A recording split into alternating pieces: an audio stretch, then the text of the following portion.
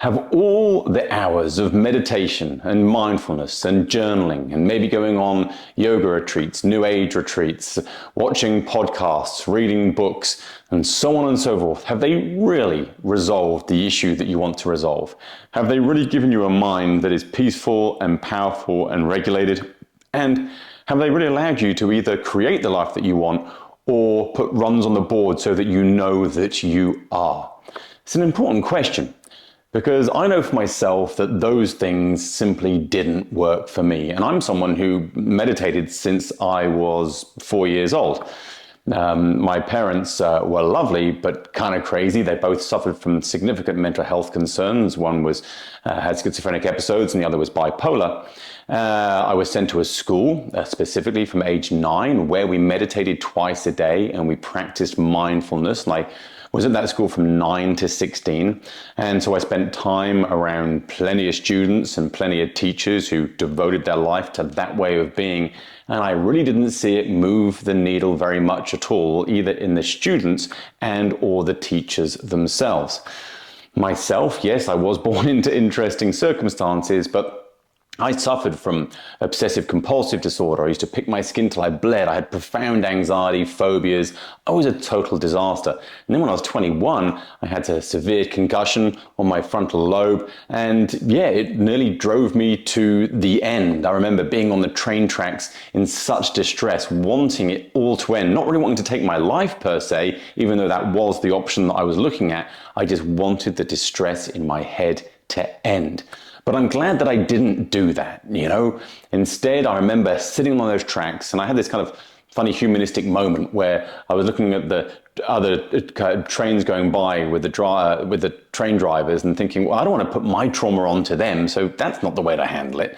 And so I thought, well, come hell or high water, I'm going to find a way. I'm going to be the person who beats the odds. I'm not just going to cope with this. I'm not just going to handle this. I'm going to resolve it. And I have. And for 25 years, I've been helping people in private practice, and I've created a training school called the Mind Academy that teaches other people how to do the same as coaches and therapists. But that's not what this video is about. This video is about what truly works. So let's get into it.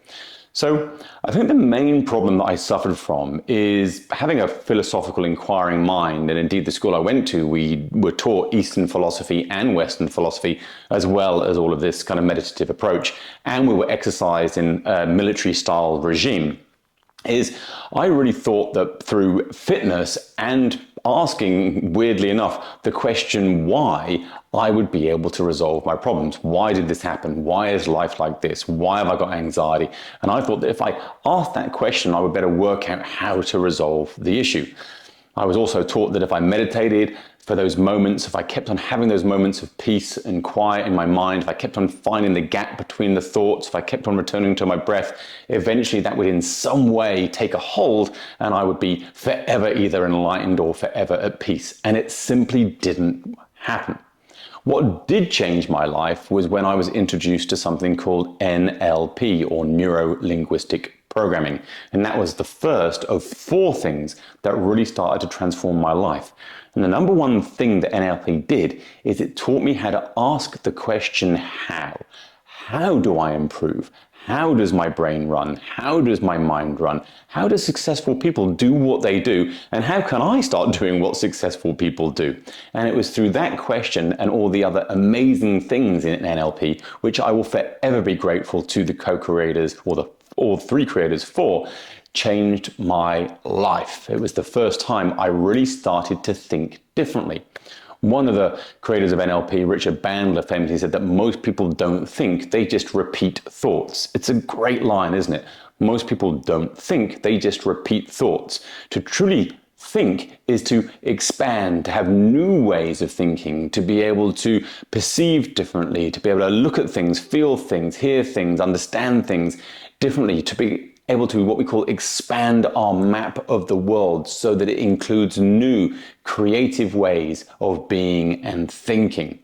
And so I started to really learn how to think.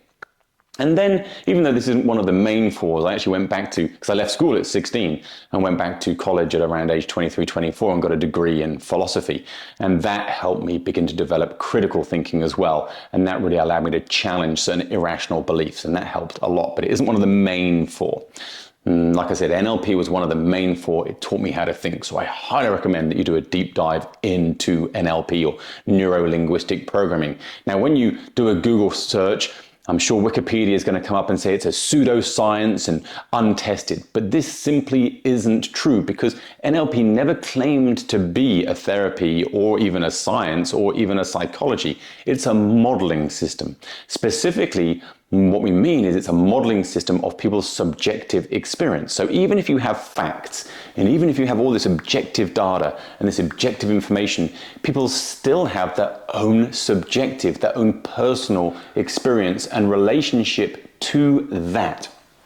And so it doesn't matter what knowledge you have, unless you're able to deal with people's own subjective personal experiences, personal perceptions, personal ways of being and looking at things, you're never really going to help them change in the way that they really meaningfully need to change. And so NLP is all about helping people change their subjective personal experience about life and things. Okay, so that's the number one thing, NLP. The second thing that really transformed my life was when I started to study hypnosis or hypnotherapy. And it allowed me to begin to take a look at my deeper mind, my unconscious mind and subconscious mind. Now, bearing in mind that about 95% of all human, or 90 to 95% of all human behavior is driven by the unconscious, it's probably important that we understand how that works and be able to engage with it and look at it. And hypnosis really is the tool to do that. And so hypnosis profoundly affected my life. It allowed me to begin to understand symbolic language of the unconscious mind. It allowed me to heal my past and begin to train my mind and brain so that I could create an amazing future for myself. Again, forever grateful to all the pioneers in hypnosis and hypnotherapy. The third thing that transformed my life was neurofeedback, the ability to train my brain waves. You've got 5 dominant brain waves. You've got gamma, you've got beta, you've got alpha, theta, and delta.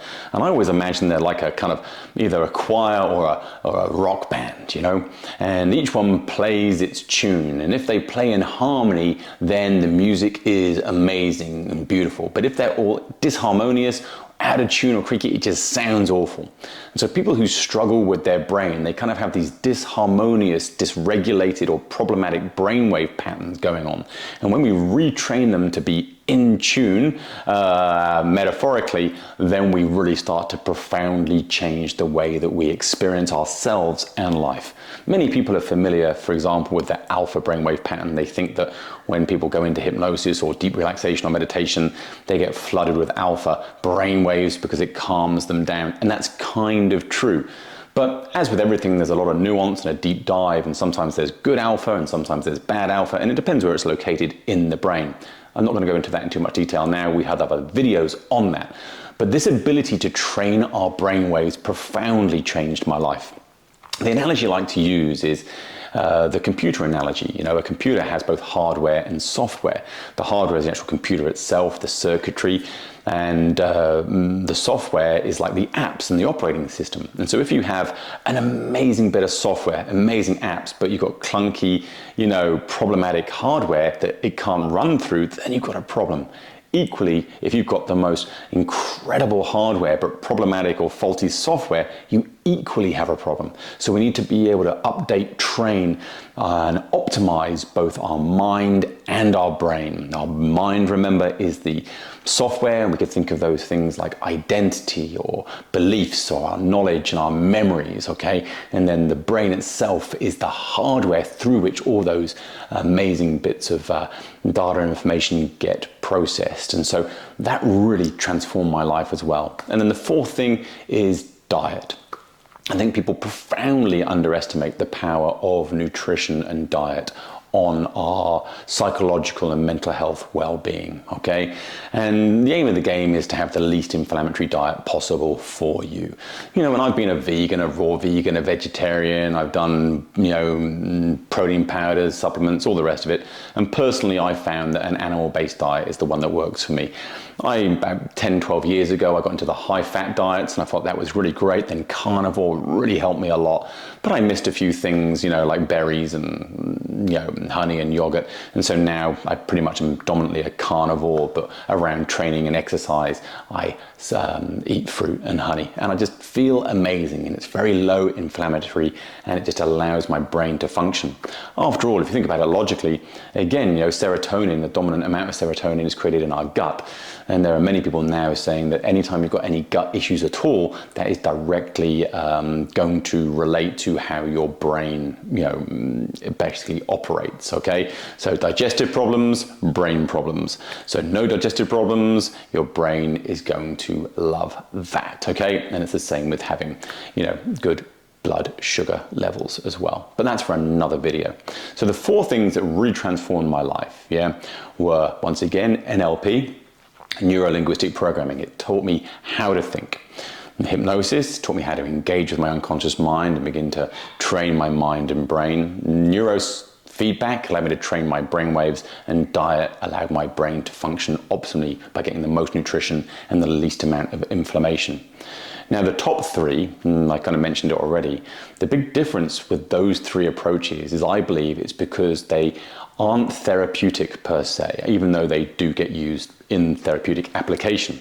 It's because they're more training based. They train the mind and brain for specific outcomes. They train the mind and brain to look at things differently. They train the mind and brain to be able to operate differently. And I think that's the missing piece in most people's success outcomes, is they think about it as a rumination. If we ruminate and think and ask why and talk about it enough, we're going to resolve it. And it just doesn't work that way. They think that if they meditate or become mindful and very present, that that's going to resolve it. And for the most part, it doesn't. If it has for you, then fair call. Who are we to argue? But really, this video is for those who have found, like most people, it really didn't work as well as what it said it would on the tin. And so I found that with myself, with my private clients, and with my students, that when they either use one or hopefully all 4 of those things, their life and their success, their relationships, their health, their mental well-being begins to profoundly be impacted for the positive. In fact, we stop coping with problems and we actually start resolving them. And so from someone who was on the train tracks just wanting it all to end, to someone who has, I really do believe, a very, very highly functioning mind and brain, the journey was those 4 things. Okay, so I hope that you do a deep dive on them. I hope you find your own way with them. Obviously, you can come watch my videos, come and study at the Mind Academy if that's for you.